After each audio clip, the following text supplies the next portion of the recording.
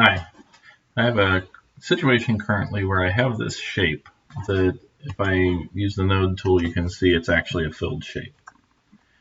This shape is 6.3 millimeters wide, so a quarter of an inch wide. I want to make it an eighth of an inch wide. How do I do that effectively? What I'm going to end up doing is using the contour tool and the expand stroke tool.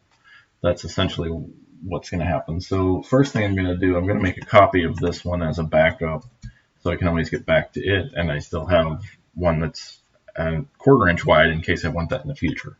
Turn one off, and that leaves us with one remaining. With this one, I'm going to turn off the fill and turn on the stroke so that I see an outline rather than the filled shape, because I'm going to actually edit this shape pretty heavily. First thing I'm going to do is I'm going to go to the contour tool and select the curves that we want to work on. And the contour tool is basically going to allow me to grow or shrink that thing.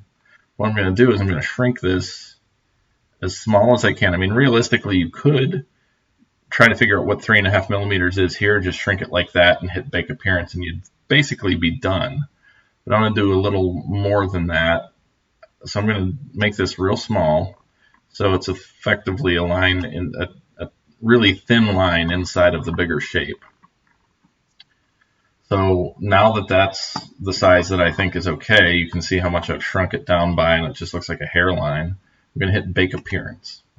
And with that appearance baked, you'll see it is still actually an outline. It's not an actual filled shape. So I'm going to go into my Node Edit tool.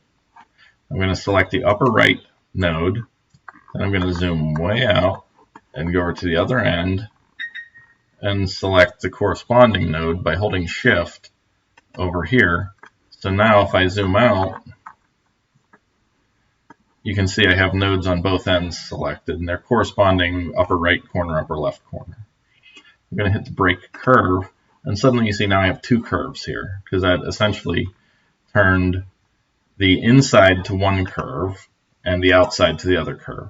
Well, this one has these edges on it that I don't want, so I'm going to delete that curve. I'm going to go to my Move tool, delete the curve, and what I'm left with at this point is this one line that literally is just a line. It's not a filled shape, and it exactly follows the original shape.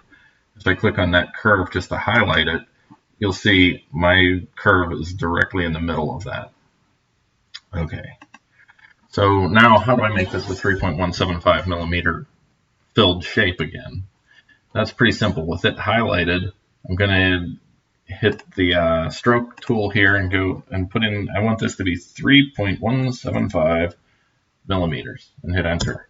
Okay, so now I have a 3.175 millimeter line that exactly follows the previous curve.